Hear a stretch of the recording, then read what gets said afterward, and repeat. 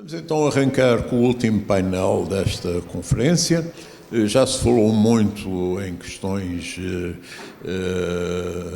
segurança, questões de política externa, questões dos efeitos externos do que se passa nos Estados Unidos, mas vamos agora num painel sistematizado e onde estão pessoas de uma qualidade extrema, são todos velhos companheiros de guerra, se assim me permitem a expressão, e, portanto, vamos então a isto e pediria ao Sr. Almirante de Melo Gomes se quer dar o arranque, ou para usar aquela sua bela expressão, para o Omar.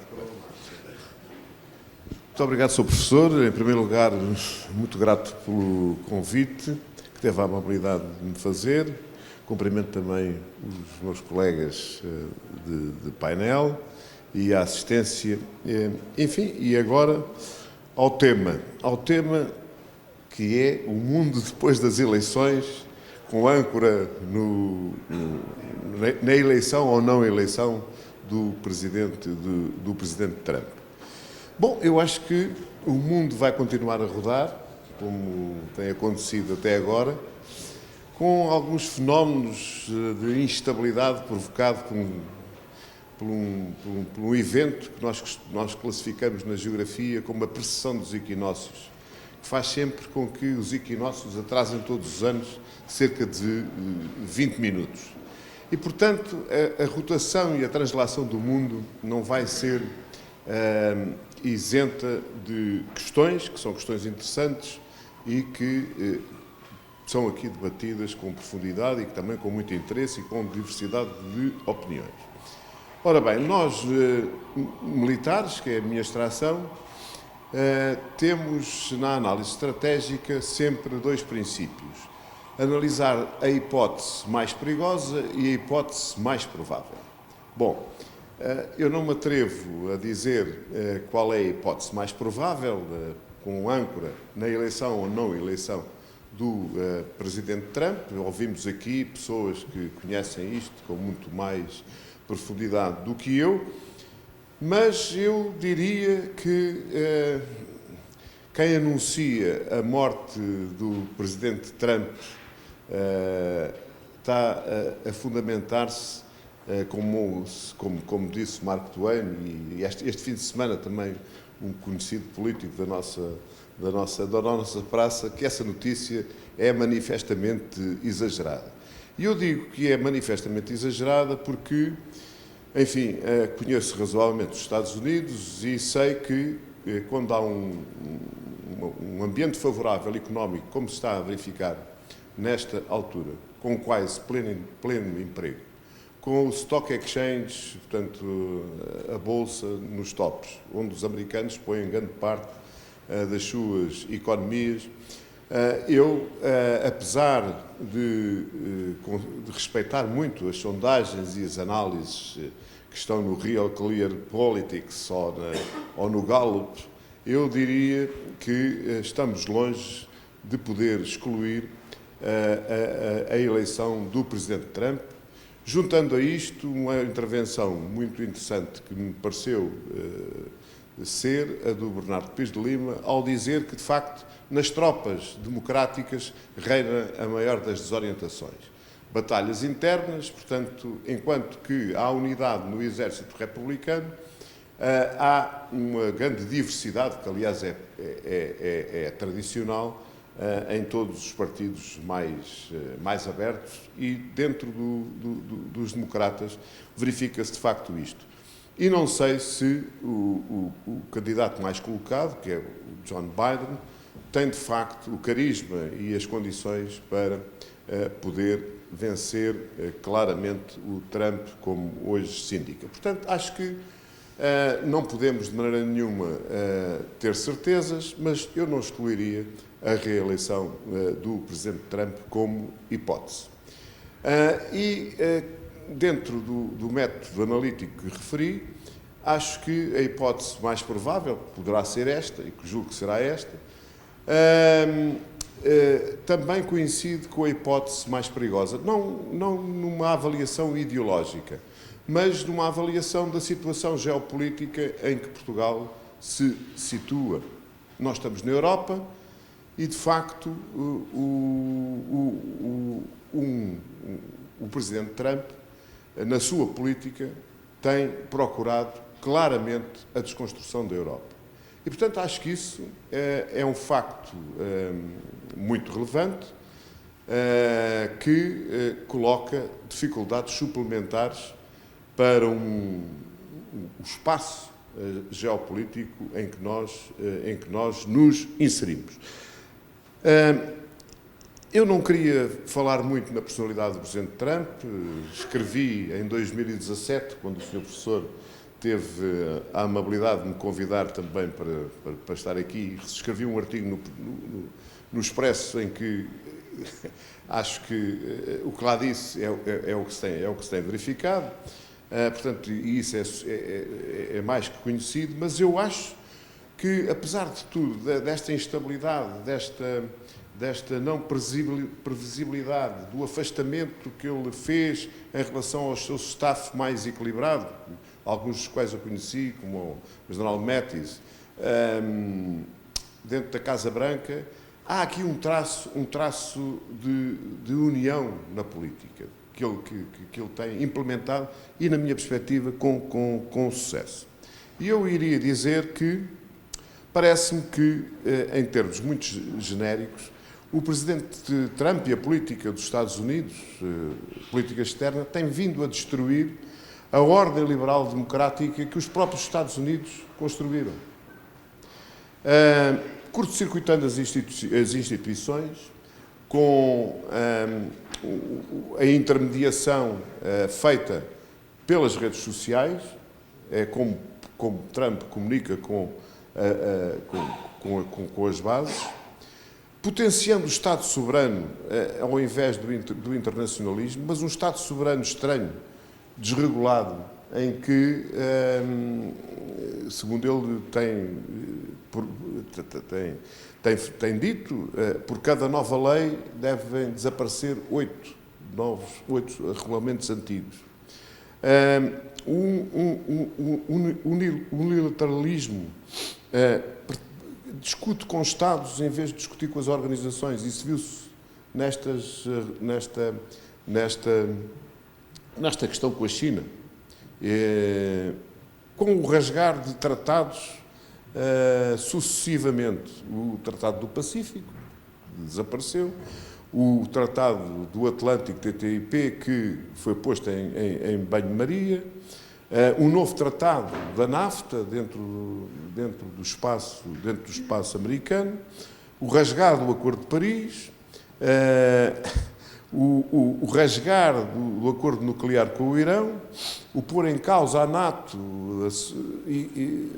temporariamente, porque agora parece que a NATO já tem algum significado quando pode defender os interesses dos americanos no Médio Oriente, e a desconstrução da Europa, que julgo que é um facto muito grave e muito relevante no nosso entendimento. Eu julgo que ele está a conseguir levar a cabo esta política, malgrado tudo o que nós vamos dizendo, de bem e de mal, e acho que isto tudo se pode sintetizar numa palavra, que é o seu slogan, Make America Great, Anyway e Anyhow, acrescento eu. E para a introdução era isto só que eu dizia, depois podemos falar das grandes tendências que já são independentes, talvez, de Trump. Obrigado, Sr. Almirante. Ia dar a palavra ao professor Nuno Severiano Teixeira, que, aliás, lecionou muito recentemente nos Estados Unidos, na Universidade de Georgetown, e, como todos se recordam, foi também Ministro da Defesa e, além de ser um querido amigo, tem sempre coisas interessantes para nos dizer e, portanto, passo do... Muito obrigado. Eu quero, em primeiro lugar, saudar todos, em particular o professor Eduardo Paz Ferreira, agradecer este convite simpático, saudar todos os meus colegas de painel e quando o Eduardo Praz Ferreira me falou e me disse que o painel seria o mundo depois de Trump, eu pensei um bocadinho sobre isso e eu não sei como é que será o mundo depois de Trump, mas há uma coisa que eu sei, é que o mundo será diferente se houver Trump ou se não houver Trump. Isso, seguramente, o mundo será diferente. E porquê? Vamos lá ver. Se nós olharmos um bocadinho para trás, os Estados Unidos olharam para o mundo e relacionaram-se com o mundo sempre a partir de dois modelos que são diferentes. Um é o modelo da Terra Prometida. É um modelo que vem do século XIX e que é um modelo de fechamento dos Estados Unidos sobre si próprios, um modelo de isolamento em relação ao exterior, em que o exterior é sempre visto como uma ameaça a esse paraíso, a essa Terra Prometida, e que é preciso por isso defender. O segundo modelo é o modelo que a gente podia chamar o do Estado cruzado. Um Estado que quer exportar o seu modelo económico, político, de costumes, exportá-lo e fazer dele, digamos assim, o modelo universal. É um modelo de abertura e, ao mesmo tempo, quase sempre um modelo de hegemonia. Se nós olharmos para o nosso tempo de vida útil, ou seja, desde 1900, alguns muito mais novos, mas desde 1945 para cá, o modelo que presidiu à política externa americana foi sempre o modelo da abertura. Foi sempre o modelo do Estado cruzado. Foi sempre o modelo em que os Estados Unidos procuraram ditar as regras e exportar o seu modelo. Fosse de uma forma de exportação de valores, da forma wilsoniana, fosse sob a forma de proteção dos seus interesses ou de exportação dos seus interesses, sob a forma hamiltoniana, foi sempre um modelo de abertura, foi sempre um modelo de hegemonia, foi sempre um modelo de exportação daquilo que era o seu próprio modelo. A economia de mercado, a democracia pluralista e a ordem internacional multilateral, de que eles são fundadores, como disse há bocadinho aqui o Sr. Almirante. Bom, quando chega o Presidente Trump, o que é que ele faz? Ele muda radicalmente este modelo e regressa ao modelo do século XIX, do Presidente Jackson, que é o modelo de fechamento. Nós dizemos, e há muita gente que diz, o homem é errático, o homem não sabe o que faz. Não, ele sabe o que faz, tem uma ideologia própria, tem uma política externa, um modelo de política externa próprio e está a segui-lo. Qual é esse modelo? É justamente aquele que vos dizia de fechamento dos Estados Unidos sobre si próprio, em que o mundo é visto como uma ameaça e em que é fundamental proteger os Estados Unidos do exterior. É por isso que é preciso construir muros contra os imigrantes, contra os terroristas, contra os refugiados. É por isso que é preciso levantar barreiras alfandegárias contra os telemóveis que vêm da China, contra os BMWs e os Mercedes que vêm da Alemanha. É sempre essa lógica que está em causa e é também essa lógica que o faz sair de todas as organizações ou rever o relacionamento com todas as organizações multilaterais de global governance. É por isso que ele sai do Acordo de Paris do Clima, é por isso que ele denuncia o acordo nuclear com o Irão, é por isso que ele denuncia, digamos, tudo aquilo que possa ser aquilo que nós chamamos normalmente de global governance. A que é que se junta isto? Junta-se uma mudança muito importante da cultura da administração. Porque até aqui a política externa americana e a política de defesa, bem entendido, era dominada por uma cultura estratégica. Hoje, o Presidente traz para a administração uma cultura empresarial. E isso muda tudo na forma de se relacionar em termos de política internacional. Porque é o lucro e não a razão de Estado que importa.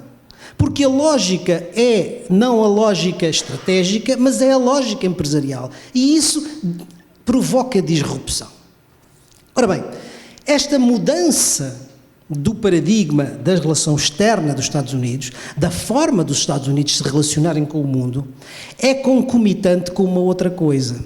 Eu não sei se isto é causa, se é efeito, mas é concomitante. É concomitante com o quê? Com o fim da ordem unilateral, da ordem unipolar, melhor dito, dos Estados Unidos. É concomitante com o declínio relativo dos Estados Unidos na cena internacional. E o que é que isto significa? Significa que, quando os Estados Unidos começam a declinar, Começam a aparecer, quando o unipolarismo americano do pós-Guerra Fria começa a ser contestado, aparecem na cena internacional novas potências, potências globais e potências regionais emergentes, que são potências que têm um outro modelo político. São potências iliberais, são potências autocráticas, algumas delas, e sobretudo são potências revisionistas, que querem mudar a ordem internacional. É o caso da Rússia, é o caso da China, é o caso em potências regionais a Turquia, é o caso do Brasil, e portanto há aqui, digamos, a coincidência de dois fenómenos em que os Estados Unidos mudam o seu paradigma e passam a retrair-se do ponto de vista internacional e passam a aparecer potências emergentes que são contra a ordem estabelecida, que é a ordem, como disse há bocadinho o Almirante, Melo Gomes, a ordem multilateral. Ora bem, o que é que faz a presença ou não do Presidente Trump? Ou seja, ao futuro da ordem internacional não é indiferente se o mundo pós-Trump vem em janeiro de 2021 ou se vem em janeiro de 2025. Porque se vier em janeiro de 2021, é ainda, provavelmente, a tempo para reconstruir uma ordem democrática ou liberal, uma ordem multilateral, onde, enfim, nada será como de antes, o mundo será diferente, mas é possível ainda refundar a ordem multilateral.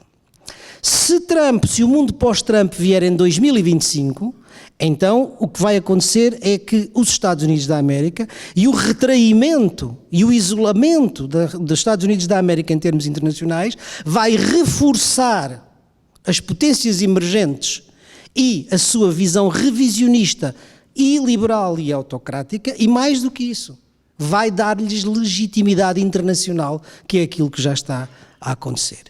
E, portanto, o ganhar ou o perder, eu não arrisco dizer se o Presidente Trump vai ser reeleito ou não, mas digo, e digo com toda a certeza, que com ele o mundo será diferente. As consequências serão claras e é por isso que eu acho, e não se ficarão apenas nos Estados Unidos, terão reflexo em todo o mundo, e é por isso que eu acho que não seria mal que nós pudéssemos votar nas eleições americanas.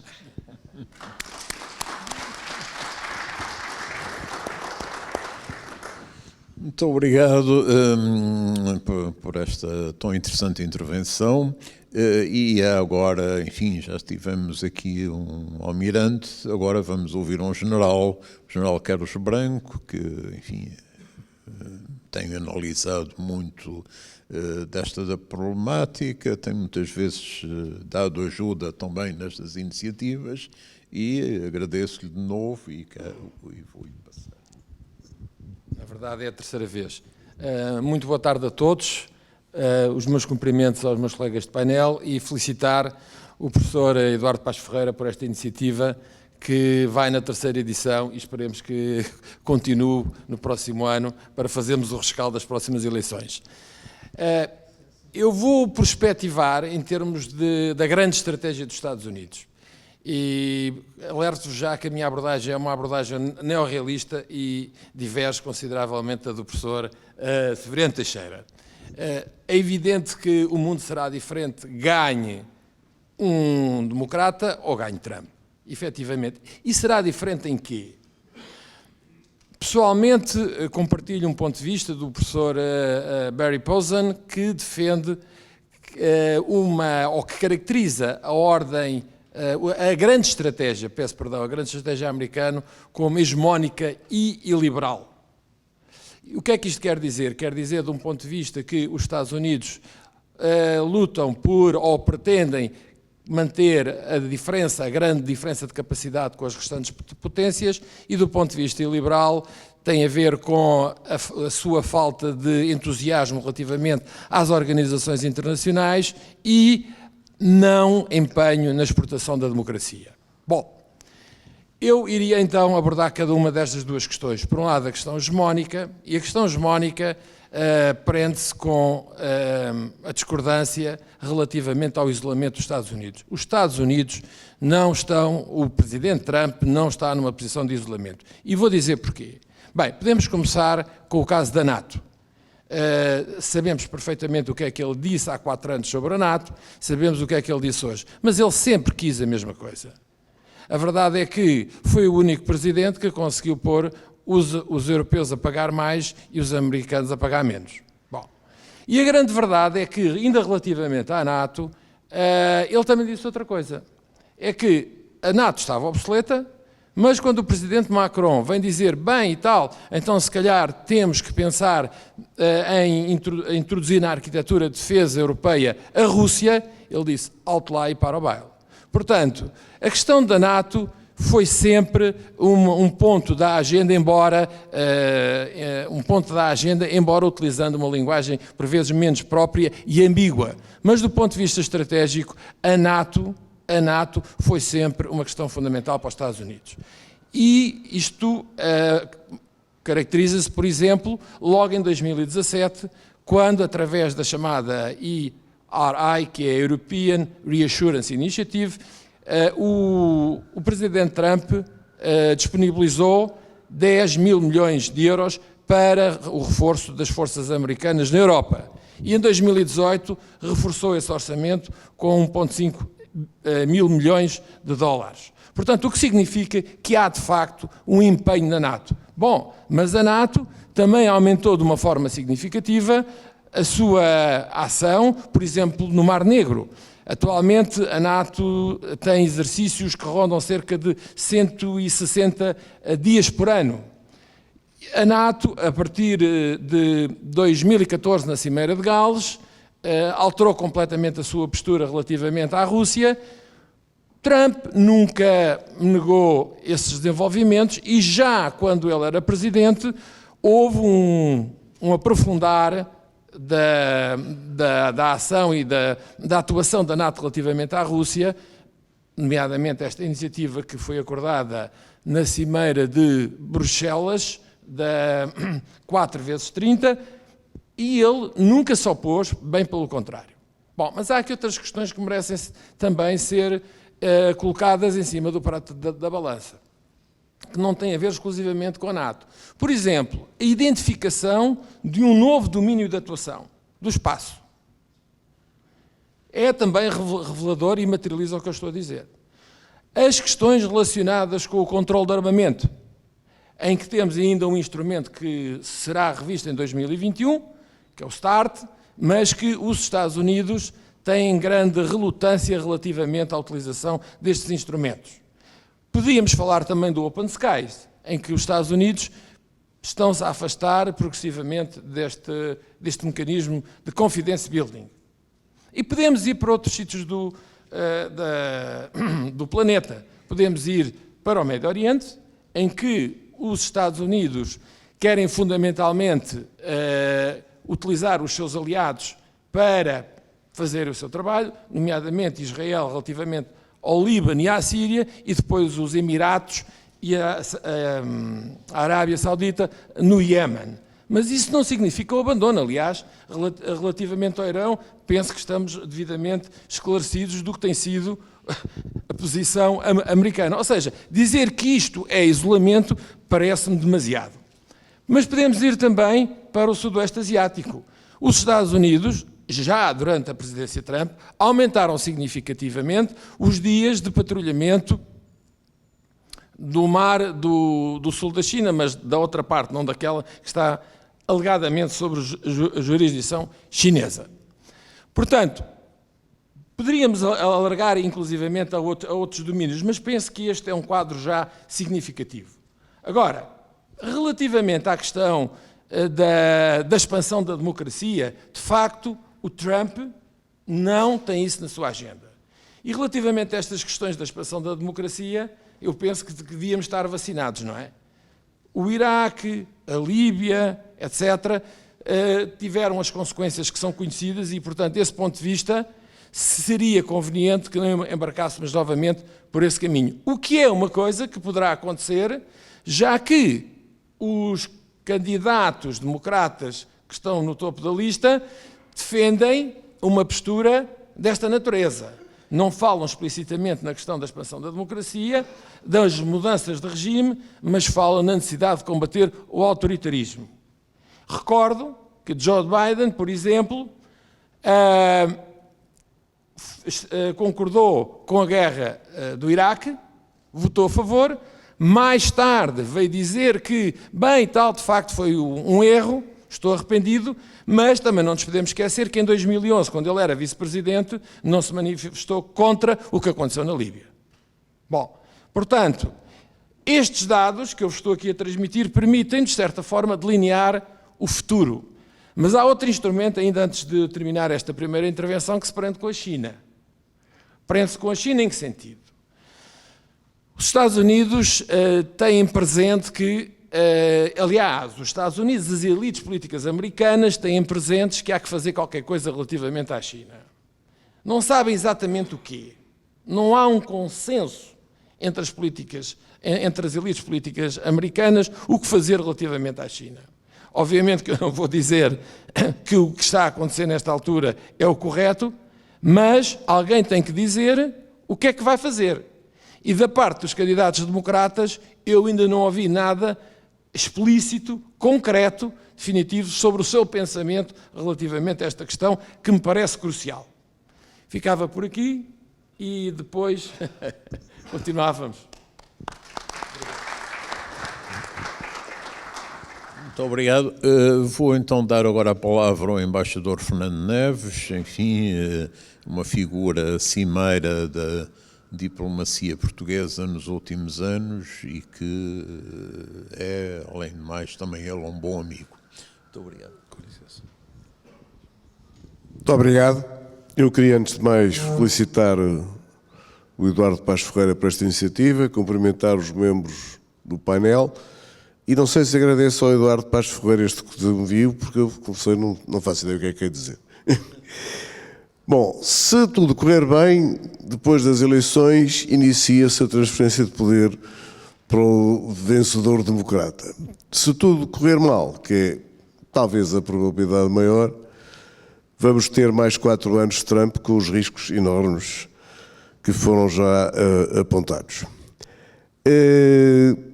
Já foi falado bastante sobre a política externa.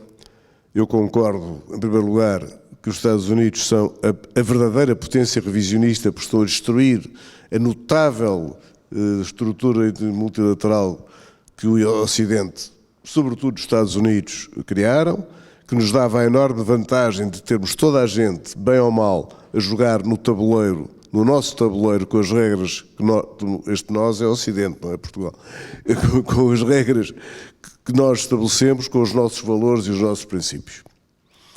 E a mim, o que mais me aflige na questão do Trump é que eu não sei se ele sabe quais são os valores e os princípios que inspiraram os Estados Unidos e a cultura e a civilização ocidental, e caso saiba, se sequer os compreende. Não sei. Eu tenho muitas dúvidas. Por isso, eu penso que ele está a isolar os Estados Unidos no sentido de está a fechar por todo lado. Enfim, as coisas são, a hipocrisia e a ironia são o que são. No símbolo da cúpula do Capitólio, em Washington, há uma estátua, que é a figura de um índio americano virado para a Europa a dar as boas-vindas aos europeus. Bom, sabemos qual foi o futuro, o destino dos índios graças a essa grande imigração. Talvez justifique porque é que o Trump não quer mais ninguém, mas isto dá um bocadinho uma ideia de anormalidade da reação que os Estados Unidos têm em relação à imigração neste momento com esta tendência do Trump. Porque os Estados Unidos são um país de imigrantes. Aliás, uma associação qualquer índia disse, quando o Trump foi eleito, que se ele não gostava de imigrantes se podia ir embora. E ele, aliás, é neto de imigrantes, filho de imigrantes e casou com 3 imigrantes. Mas, enfim, é esta desfazamento entre os valores ocidentais e os valores que inspiraram os Estados Unidos que a mim me mete medo. E nós estamos a viver, como li ontem no artigo de Dom José Tolentino Mendonça, estamos a viver uma turbulência de mudanças a todos os níveis no mundo. Impressionante. Ainda ontem eu li qualquer coisa que eu nem percebo, que estão a fazer robôs com genes de animais ou uma coisa qualquer. Não sei o que é que isto quer dizer, nem quero saber, nem sei o que é que vai acontecer, espero não assistir.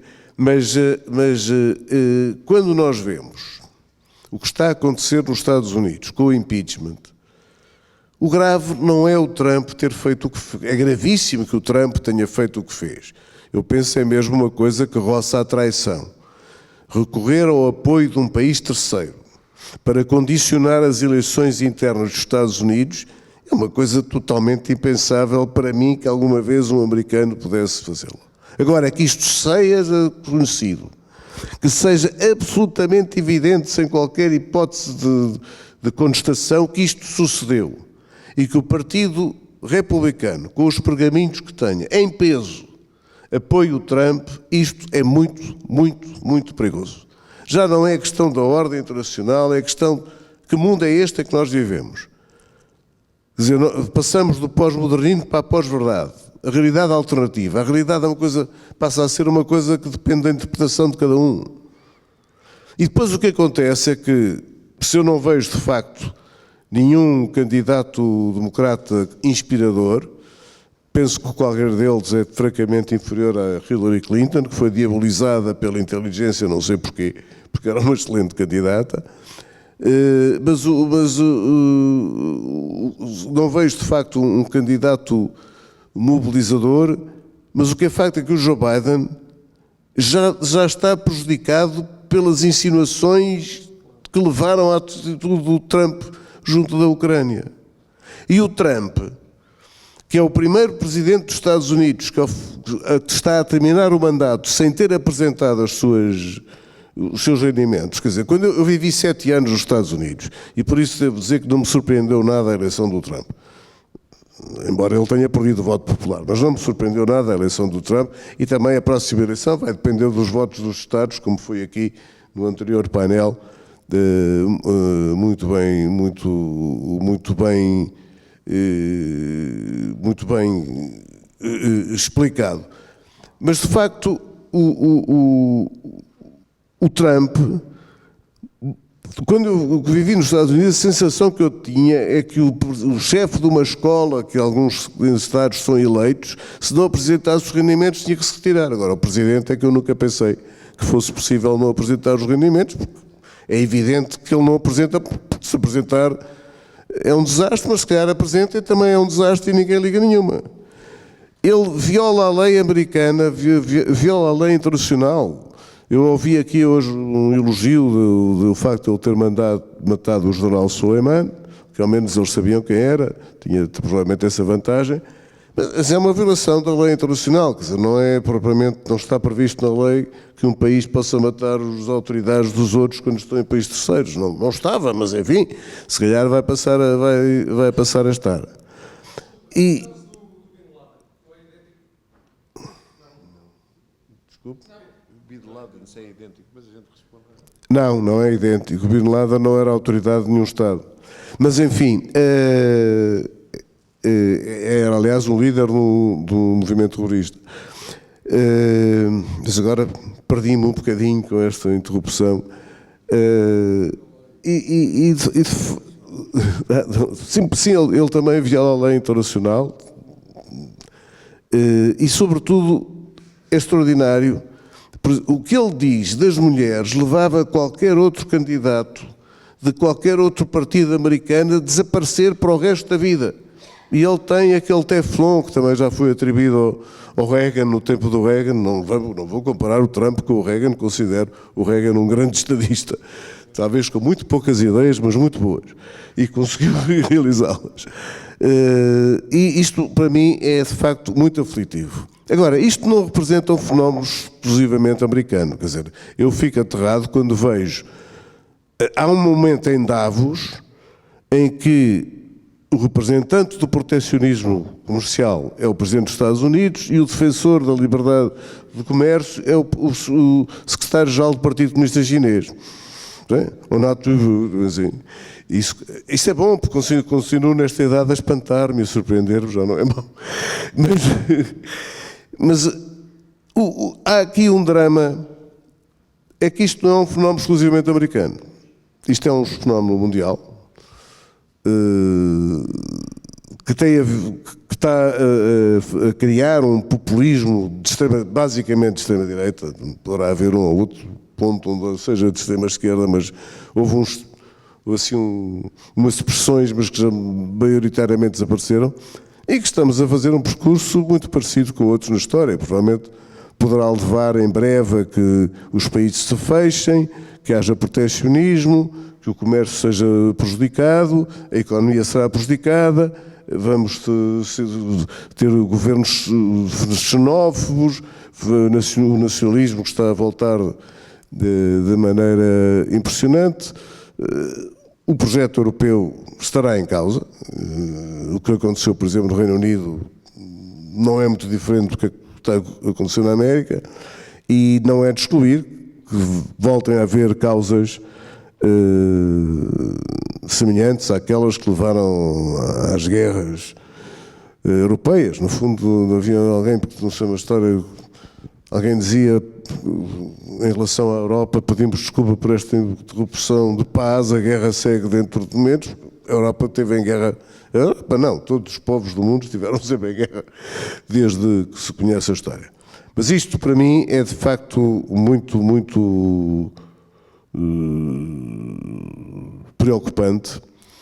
E foi aqui dito que o Trump, e bem, não foi no painel anterior, foi no outro antes, foi aqui dito que o Trump, de facto, foi, na sua campanha eleitoral, ao encontro dos mais desfavorecidos, digamos, os esquecidos da globalização, aqueles que existiam, profissões desapareceram, há bolhas, a economia nos Estados Unidos vai bem, mas há bolhas de pobreza, mesmo muito próximo dos centros urbanos, horríveis, porque não é tanta pobreza material, é a pobreza humana, da falta de sentimento das pessoas que foram esquecidas, que não têm dignidade, que foram abandonadas.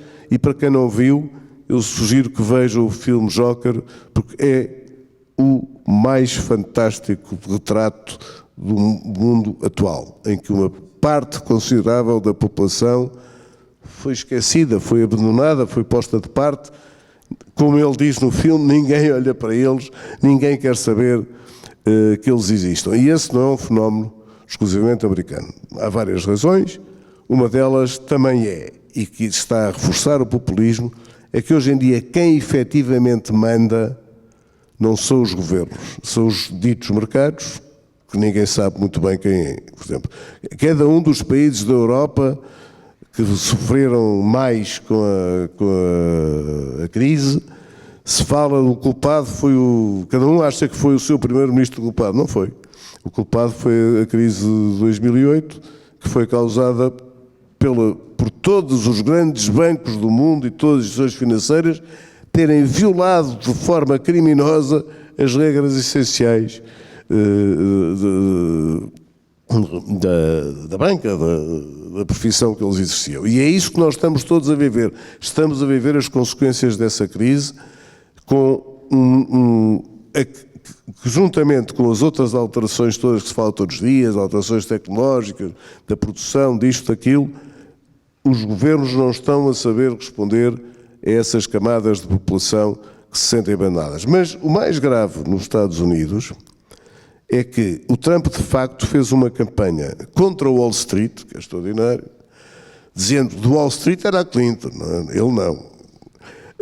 Contra o Wall Street e lembrando-os, tipo, vamos restabelecer a exploração do carvão para os mineiros passarem a ter emprego, vamos fazer isto, vamos fechar o comércio, a concorrência a todos. Mas desde que lá está, que eu saiba, ele não fez absolutamente nada nesse sentido. Pelo contrário, tudo o que ele tem feito é para beneficiar os ricos.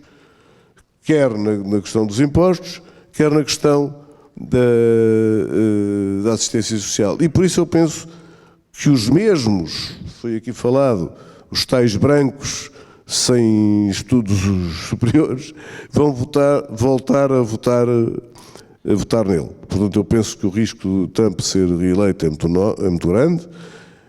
Ele destruiu esta ordem multilateral notável. Se ele não acabar em 2021, vai ser muito difícil mais tarde retomar qualquer coisa. E depois, eu acho que ele é errático. Ele talvez tenha algumas ideias, mas um dia diz uma coisa, outro dia diz outra, depois volta para trás. E o problema aqui é que se ele um dia faz uma provocação e alguém reage, e se esse alguém tiver bomba atómica, não sei. O que ele rompeu o acordo com o Irão, não vejo que pudesse ser melhor. Quer dizer, o resultado é que o Irão, em princípio, durante 10 anos não fazia bomba atómica e agora pode fazer já. E eu, se fosse o Irão, fazia, porque é evidente, ou o Irão faz a bomba atómica, ou fica com a figura do Joker também, ninguém lhe liga nenhuma, e até sou capaz de o invadir, porque eu acho que os israelitas estão doidinhos para invadir o Irão, para atacar o Irão, e de facto eu acho que se depois das eleições não passarmos para a tal transição de poder, que os próximos 4 anos a seguir vão ser muito perigosos. Muito obrigado.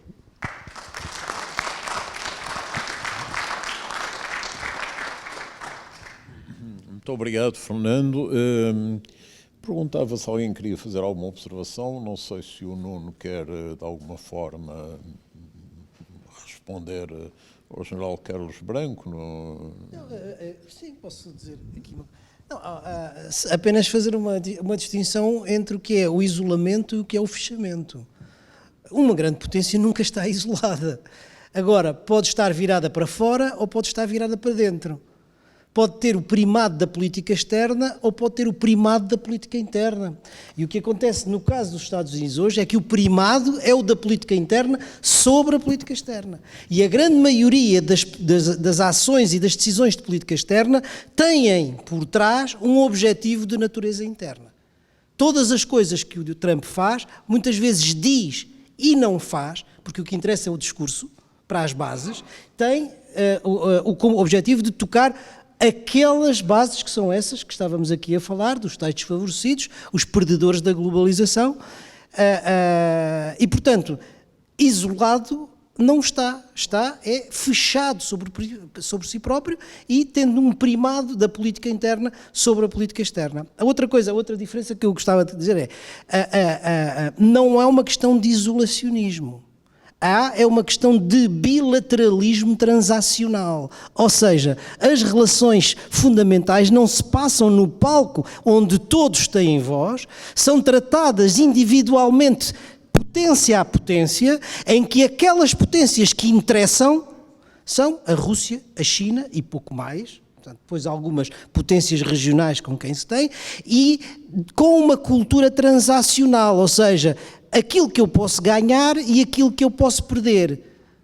Portanto, não se trata de princípios, não se trata de valores, os ocidentais ou outros, trata-se de transação, trata-se de comércio. Se eu posso ganhar uns trocos com os europeus, chatei-os com a NATO. Se eu não posso, então não vale a pena, deixo cair. Portanto, o que está aqui é uma cultura empresarial e uma relação diplomática bilateral, não multilateral, e transacional, essencialmente. Sim, eu concordo parcialmente com o que disse. De facto, a questão do primado, ou do fechamento, ou o que quisermos chamar, mas isso não é isolacionismo, e sobre isso estamos de acordo. Mas eu não falei de isolacionismo. Não, mas isso essa expressão foi aqui emprego e já foi emprego noutro painel, e essa questão convém ser, de facto, esclarecida. Mas, relativamente a estas questões, também devo dizer, eu não sou um apologista do Trump, nem de longe nem de perto, bem pelo contrário, sou bastante, ideologicamente situo-me bastante afastado do Trump, mas há questões que têm que ser aqui salientadas, nomeadamente esta questão que o professor aqui diz, porque o tratamento das grandes questões internacionais fora do quadro multilateral tem sido feito de uma forma relativamente consistente ao longo da história. Posso recordar o grupo de contacto, por exemplo, que resolveu uma série de... que foram feitos vários grupos de contacto, nomeadamente no caso da Iugoslávia, não é? Até que se chegou a Dayton, foi exatamente através de um mecanismo dessa natureza fora do quadro multilateral, fora do quadro das instituições, e também dizer que esta questão da ordem internacional não está nas ruas da amargura, como foi aqui dito, porque as organizações, a ordem internacional é resiliente. É evidente que nós não sabemos, não podemos dizer nesta altura qual vai ser o impacto nessa ordem internacional provocada pelas políticas do Trump. Ninguém pode dizer isso. De facto, se ele ficar mais tempo, o impacto será maior. Agora, há coisas que também têm que ser ditas, que é, de uma forma mais ou menos consistente, essas normas foram violadas em várias circunstâncias, nomeadamente durante a época unipolar. Nomeadamente, no caso da Iugoslávia, o bombardeamento da Sérvia foi feito sem um acordo no Conselho de Segurança, na Líbia a mesma coisa e no Iraque a mesma coisa. Portanto, é preciso ter estas coisas em consideração, porque o problema é de maior complexidade. Isto sem alijar as responsabilidades que o Trump tem. Mas o que eu quero dizer é que não se pode passar do branco para o preto, da noite para o dia. E, de facto, esta questão é bem mais complexa. E quando se fala aqui da chamada ordem liberal, tem também que se pôr estas questões na balança. Porque a ordem liberal tem dois domínios de intervenção, o económico e o político. E, de facto, há uma ordem liberal no domínio económico. E, pelos vistos, a China desempenha um papel importantíssimo nessa nova ordem, nessa ordem, não é nova, nessa ordem, dizer que a China não terá um papel revolucionário relativamente a essa ordem, está na ordem não para a destruir, está nessa ordem para fine-tuning, para adaptar determinadas circunstâncias, determinados aspectos que lhe podem vir a ser mais convenientes e, naturalmente, para aumentar o seu poder nessa ordem, que se aplica não só à China, mas a todos os países emergentes. Não é exclusivo da China, mas quando se fala do ponto de vista dos valores e do ponto de vista dos interesses, quer dizer, isto aqui é de facto uma discordância ontológica, porque de facto eu intelectualmente situamos em campos opostos, em que um determinado campo privilegia os valores e o outro privilegia os interesses. Eu situo-me no último e por isso é que a minha abordagem terá que ser necessariamente diferente relativamente a estas questões. Agora, eu gostava, de certa forma, a contraditar algo que foi aqui dito, não vamos entrar em ansiedade. A ordem não está destruída, a ordem é resiliente. E, portanto, muita água vai passar por baixo da ponte e estou absolutamente convencido que haverá adaptações derivadas do balanço do poder, da correlação de forças. Mas isso não é destruição da ordem. Peço desculpa por ter... Posso ainda dizer qualquer coisa sem monopolizar? As coisas têm que ser... A política internacional se faz com interesses, mas também se faz com valores. E muitas vezes os valores fundamentam os interesses e muitas vezes os interesses usam-se para os valores. Isto, quer dizer, não é exclusivo. Mas relativamente à ordem internacional, as coisas são complexas, como é natural, nada disto é simples, mas talvez para nós podermos compreender, vale a pena generalizar e pôr as coisas de uma forma simples para se compreender. Do ponto de vista da ordem internacional, nós, no plano económico, temos duas atitudes diferentes. A primeira é a atitude do livre comércio, da livre circulação. Essa é a da ordem liberal que nós temos hoje. A outra é a do protecionismo, é a do levantamento das barreiras alfandegárias, do nacionalismo económico e da experiência que nós tivemos nos anos 30 das autarcias que levaram ao conflito. Vale a pena perceber que de um lado está o livre comércio e do outro lado está o protecionismo. E nós sabemos historicamente a que é que os protecionismos levaram do ponto de vista económico. Do ponto de vista político, daquilo que nós temos é uma antinomia, se quiserem, uma contradição entre aquilo que são os valores liberais e aquilo que são as soluções iliberais. E isso não há dúvida nenhuma. A gente sabe o que é a democracia liberal e sabe o que são soluções iliberais. Basta olhar para a Rússia, basta olhar para a Turquia, basta olhar... Bem, nos Estados Unidos, o Presidente Trump tem ainda instituições muito fortes, apesar das suas tentativas iliberais, tem instituições muito fortes que têm resistido. Mas nós não temos dúvida de que, de um lado, está a democracia liberal, do outro lado estão soluções iliberais, em alguns casos, autocracias digitais, que é o que se passa na China. E, finalmente, do ponto de vista cultural, do ponto de vista identitário, nós também sabemos que de um lado está a abertura, a hospitalidade, o cosmopolitismo, e do outro lado está o fechamento, a fechar-se contra os imigrantes, contra os refugiados. Sabemos também o que é que isso significa do ponto de vista identitário. Portanto, do ponto de vista da ordem internacional, nós sabemos o que é que está de um lado e o que é que está do outro. Muito obrigado. Fernando, calculei que sim. Muito obrigado. Eu concordo com o que foi dito. Agora, há uma coisa que me preocupa muito. Como foi dito, o Presidente Trump gera o país como se fosse uma empresa. E o problema é que um Estado não é uma empresa. Por exemplo, se Portugal fosse uma empresa, provavelmente estava falido desde o dia que nasceu. Até começámos logo por, como é que é aquela frase do Fernão Lopes, começámos logo por virtuosamente esquecermos de pagar a dívida. Logo, nunca pagámos dívida nenhuma, aliás, as dívidas dos Estados normalmente não são pagas. Mas a diferença entre o Estado e uma empresa é essa. Um é um Estado e o outro é uma empresa. E se gerirmos o Estado como uma empresa como o Estado, o resultado vai ser anual. Aliás, vejo as empresas que duram 100 anos, 150 anos, depois vai à falência. Então, nos últimos tempos, nós temos aqui em Portugal um tipo riquíssimo, uma coisa extraordinária, milhões de contos, depois, de repente, não tem um tostão, está em falência. O Estado já cá está há 900 anos e, por enquanto, já falimos várias vezes, mas... Cá vamos ficar. E a questão, por exemplo, da alteração da ordem multilateral. Os Estados Unidos não só querem passar de um sistema multilateral para um sistema bilateral, como já destruíram a OMC. A OMC está a acabar. O Sr. Boris Johnson, que está tão entusiasmado que depois vai ter a OMC, não vai. Já nem há no tribunal da OMC, já não existe. Já nem existe. Se alguém quiser recorrer para a OMC, não tem ninguém a quem recorrer. E depois, é bom que haja valores, porque voltarmos a que não haja valores, a que haja só interesse e que seja a força o único fator, é uma regressão civilizacional enorme, julgo eu, penso eu. Quer dizer, o progresso extraordinário que a humanidade teve nos últimos anos pode estar a ser posto em causa e podemos estar a voltar aos protecionismos, aos nacionalismos, às xenofobias.